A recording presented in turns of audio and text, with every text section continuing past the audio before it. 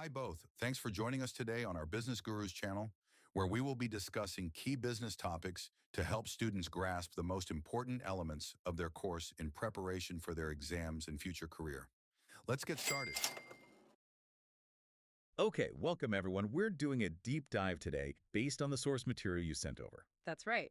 We're looking at just-in-time inventory, JIT. Exactly, JIT, and specifically how it works, particularly with suppliers, based on what this document lays out. Yeah, this source gives a pretty clear view, doesn't it? The good and the bad, the trade-offs. It really does. So our mission really is to unpack that, pull out the core pros and cons highlighted right here in the text. Get straight to the heart of it, why it works, and crucially, where it can fall apart, according to this source anyway. Let's jump in. What strikes me first reading this is how JIT fundamentally changes how you think about, well, stuff, inventory.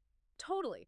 The source nails it down to ordering parts only right when you actually need them, not before. Not building up a big stockpile. Nope. And that simple idea, according to the source, leads to a whole bunch of advantages. Like waste reduction, right? That seems to be a big one mentioned. Huge. If you're not ordering extra, there's just less stuff to go bad, get damaged, or become obsolete. Less waste. Makes sense. And the source ties that directly to cost savings. Oh yeah, massive cost savings. It specifically calls out premises warehousing costs. You just don't need the space. Right. No giant warehouses means less rent, heating, security, all that overhead. And fewer people needed just to manage stock. Receiving, tracking, moving it around, that's staffing costs saved. The document makes it sound like these aren't small savings either. They hit the bottom line. Directly impacting profitability. And another thing mentioned is stock going out of date. Ah, yes. Less chance of that if it's moving through quickly. Makes sense. And then there's cash flow. That's a big one the source highlights. Explain that a bit. How does JIT improve cash flow based on this? Well, think about it. If your money isn't tied up in inventory, sitting on shelves. It's free for other things, like investing or just running the business day to day. Exactly. So the source paints this picture of JIT as being super lean, very efficient, minimal waste, great for your cash, almost ideal, you know? Almost. But that leanness, that lack of buffer, that's where the sources, the risks creep in. Precisely. It's efficient, but fragile, maybe. The document is really direct about the downsides. Like what? What's the first risk it points out?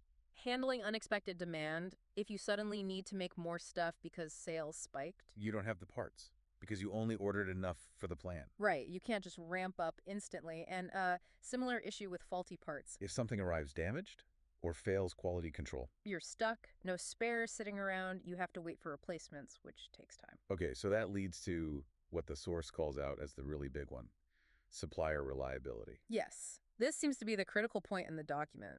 The whole system depends on deliveries arriving exactly on time. And if they don't, if a truck is late or there's a problem at the supplier's end. The source is explicit. The entire production line can grind to a halt. Wow. The whole line. Yeah, and it emphasizes how costly that is. You're paying workers who can't work, missing deadlines, losing output. It's bad news. So the efficiency everyone loves comes with this vulnerability. You're optimized for everything going perfectly.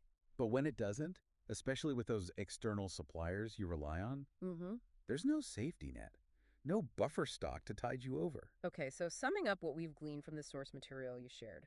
JIT, especially with heavy supplier reliance, looks great for efficiency, for costs, if things are stable. But it introduces serious risk, vulnerability to any kind of disruption, whether it's a sudden demand change or, more critically, a hiccup in the supply chain. The source really underscores that you need absolute rock-solid reliability. From everyone involved, especially suppliers, your success depends on their performance. It really does. So let's leave you with this thought, based purely on what this source presents. Considering these benefits, the efficiency, the cost savings against those risks, the fragility, the potential shutdowns. What kind of business or maybe what kind of market environment do you think is actually cut out for JIT? Where does it make sense? And where, maybe, are the risks highlighted here just? Just too high a price to pay for that efficiency. Something to think about. Thanks to both of you for joining us today. You've been listening to the Business Gurus. Let's now hand it over to you. What further questions do you have based on what we've discussed so far? Leave a comment and we'll get back to you right away. If you haven't already, hit that follow for more business tips.